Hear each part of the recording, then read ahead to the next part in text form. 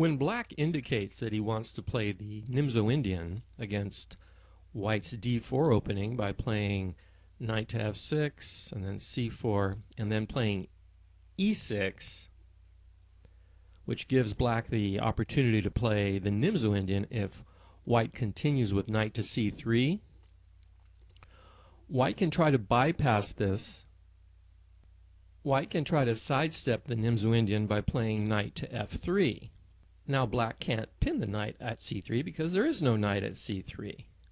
Of course, this leads to other possible opening variations.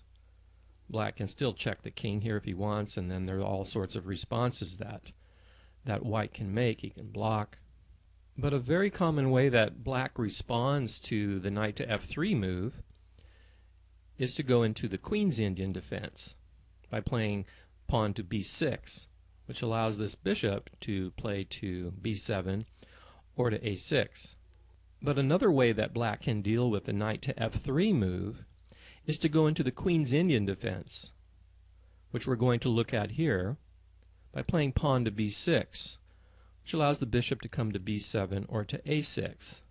By playing knight to f3 instead of knight to c3, which supports the e4 square immediately, white usually seeks to influence the e4 square by playing pawn to g3 and then bishop to g2 along this long diagonal.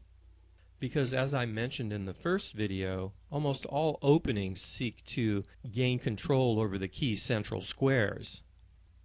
Although there are other fourth moves for white, g3 is the main line, and black has two main replies to this. He can play bishop to b7, eyeing the e4 square, trying to prevent white from eventually trying to push this pawn to e4. And then the bishop can go to g2. And although there are other moves for black, the main line continues with bishop to e7. Then white can castle, and black can castle. White can continue to develop and fight for the e4 square by playing knight to c3. And let's say black allows this build-up on e4 by playing d6. And then white plays queen to c2, which will allow him to play e4 because he has two pieces on this square and black only has two defending it, which will allow white to play e4. And let's say black continues with knight to d7 to complete his development. Then white can definitely just play e4 here and have a very strong center. Black usually doesn't allow this, and on the seventh move plays instead knight to e4, occupying the e4 square. And now white usually plays queen to c2, or he can simply take the knight, or he can even play bishop to d2. And we have a chess game. The other main way that black can play the Queen's Indian defense is that on the fourth move, let's back up here, instead of playing bishop to b7, he can play bishop to a6, immediately attacking this undefended c4 pawn.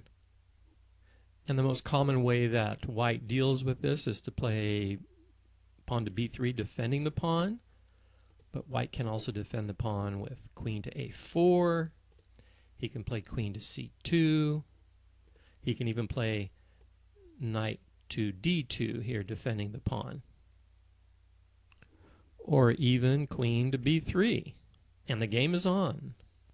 There's yet another way that black can respond to the Queen's Indian setup. Let's back up here to the opening position. d4, knight f6, c4, e6, knight to f3, and then when black sets up the Queen's Indian formation, instead of playing g3, white can play a3, which prevents the bishop from coming here and checking the king, which allows the knight to develop safely here to c3, challenging the e4 square this way. And the knight at c3 also immediately threatens to advance the pawn to d5. Now let's look at a couple of games and see how the Queen's Indian can play out in actual play. When white tries to avoid the Nimzo-Indian defense after d4, knight to f6, c4, e6, where black is telling white, if you play knight to c3, I'm going to play bishop to b4 and go into the Nimzo-Indian defense. White often sidesteps it by playing knight to f3 instead. But this allows black to go into the Queen's Indian defense, which is b6. By not playing knight to c3, white is no longer challenging the e4 square, which gives black the possibility to control it. Play usually continues with pawn to g3, which allows this bishop out along the long diagonal as well. So let's see what happens in this game, which was played in 2015 by two grandmasters. So black played bishop to a6, attacking this pawn immediately. White defended it with b3, which also allows this bishop out. Black plays pawn to d5, closing up this diagonal, maybe later creating a threat on this pawn. White plays bishop to g2 in preparation for castling, also creating a threat on this rook. If this pawn captures, it would expose the rook to this bishop. The bishop throws in a check here in this game. The bishop blocks. And now the bishop runs back. I'm actually not sure about the purpose of this maneuver, but it placed the bishop here on d2, which means the knight will probably come out here. So maybe he did it to create some kind of forced action, maybe to try and win this bishop. I'm not sure really. White castles and black castles. The knight slides in, activating this bishop along the long diagonal. There's a little threat here of capturing a pawn, maybe winning a pawn. So the bishop defends. The knight develops. The black knight develops to a6, not something that is usually recommended because the knight on the edge of the board has fewer squares, but in some openings it is done regularly. The knight might reposition here on the c7 square after this pawn moves, or he might try to come to the c5 square. The bishop attacks the knight.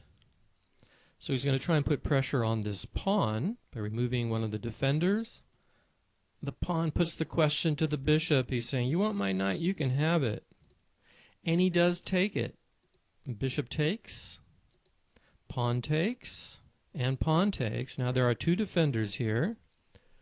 So white achieved what he wanted, but in the process he gave black the bishop pair, which I mentioned before can be a real advantage when the position gets opened up and if the bishops can become active. Pawn to f4 supporting the knight.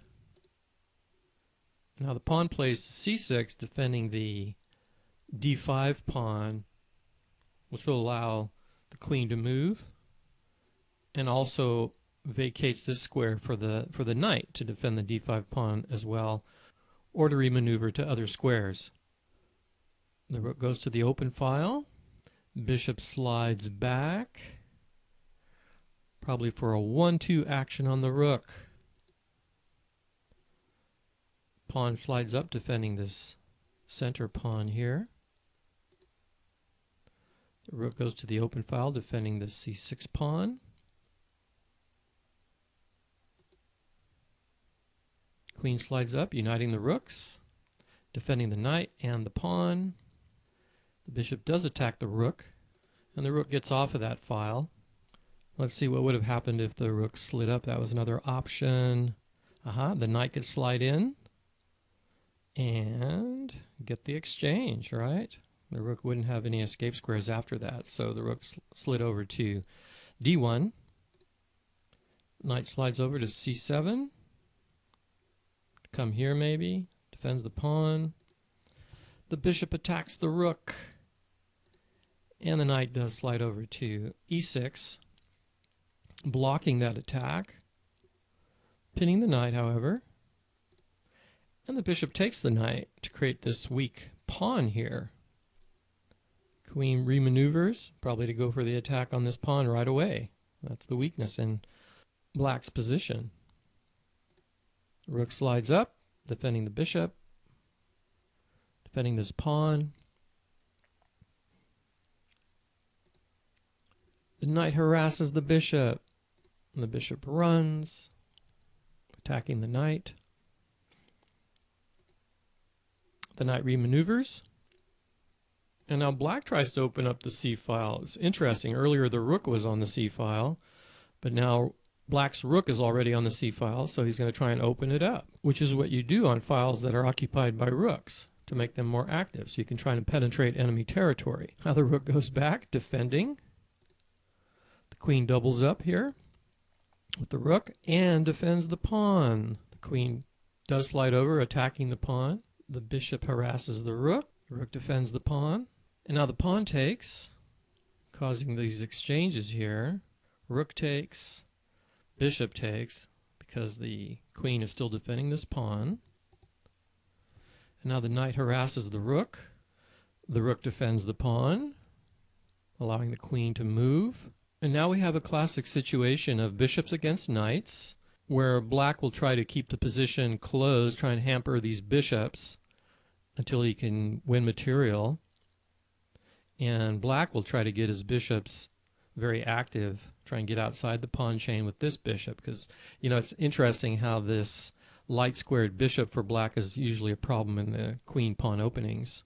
And you see how his pawns are still on the light squares, so he needs to get around them so he can become more dangerous. Pawn takes, exposing this backward pawn. The bishop slides up, probably to come here and pin the knight against the rook. And the knight moves to prevent that pin and to maneuver into e5. Now the bishop does get out of the outside of this pawn chain, and he can harass the knight and attack the queen in one move. 1-2. The knight slides back and attacks the bishop, and the bishop lodges nicely into white's territory, supported by his pawn. King tries to get into the action. Rook slides up, defending this pawn, maybe to get into the action over here on the c-file. The rook slides up to prevent this penetration here. The queen penetrates to c3, attacking this pawn. If the knight moves, the queen can take with check. So he starts to compromise white's pieces. The knight harasses the rook again. The rook backs off, and the knight comes back. This time the bishop takes the knight because white is really compromised. White's on the defensive here, and if he takes this way, the rook can slide over and put pressure on this knight. He'll have 3 attackers on that knight, with the threat of capturing and then winning this pawn with check. There's a threat of the bishop taking the knight on the next move and then winning this pawn with check. So he removes this weakness by capturing with the pawn, keeping this file closed to this rook. Now the bishop harasses the rook. The rook slides over.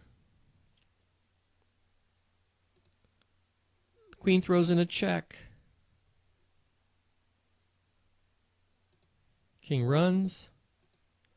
The queen slides in, attacking the rook.